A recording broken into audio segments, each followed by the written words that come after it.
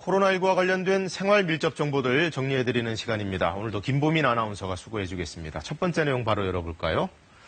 자, 코로나19 이외의 감염병은 국내에서 발생한 사례가 없다. 어디 방역당국에서 공식적으로 나온 얘기인가요? 네, 정말 다행인 소식인데요. 이 중앙방역대책본부는 올해 1월부터 현재까지 코로나19 이외에는 다른 주요 감염병이 국내에서는 발생하지 않았다고 밝혔습니다. 네. 방역당국은 중동호흡기 증후군인 메르스, 에볼라 바이러스와 패스트, 디프테리아 등을 해외 발생 주요 감염병으로 꼽았는데요. 메르스의 경우 올해 전 세계 감염 환자 수가 61명으로 이 가운데 19명이 사망했습니다. 또 에볼라 바이러스 병은 현재까지 41명이 감염돼서 17명이 숨졌습니다. 패스트는 총 3명의 환자가 감염돼서 사망자는 없었고 디프테리아는 모두 68명에게서 확인돼 3명이 사망한 것으로 집계됐는데요. 앞서 언급한 주요 전염병 가운데 국내 발생 사례는 한 건도 없었습니다. 네, 다음 소식 이어서 보겠습니다.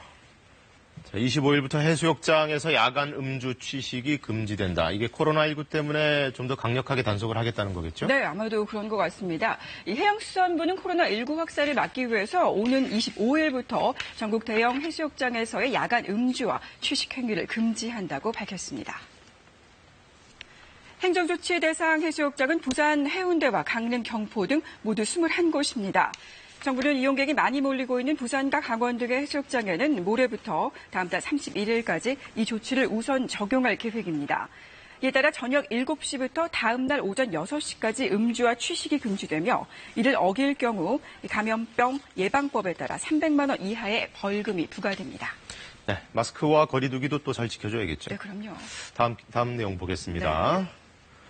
자, 손 소독제로 둔갑한 살균제 업체가 130곳이나 적발됐다. 많이도 사기를 쳤네요, 정말. 네, 구분을 하기 저도 살짝 어렵던데 그런데도 이번에 적발된 업체들은 살균 소독제를 손 소독제나 손 세정제로 판매하면서 인체에는 해가 없다고 거짓 광고를 한 것으로 드러났습니다. 예.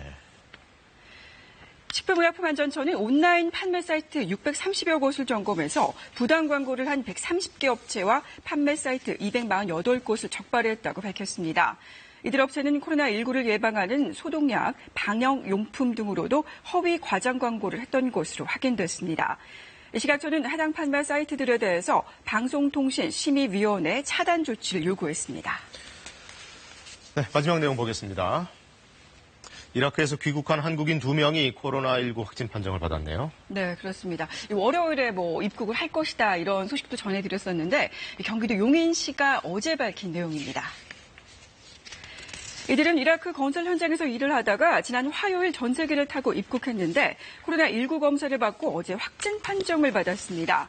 이들 가운데 50대 근로자는 근육통 증상을 보인 뒤에 이후에는 증상이 없었고 나머지 30대 근로자는 증상이 없는 것으로 알려졌습니다. 네, 무증상 감염자가 있을 수 있다는 것도 다시 한번 확인했습니다. 맞습니다. 네, 오늘 여기까지 듣겠습니다. 고맙습니다.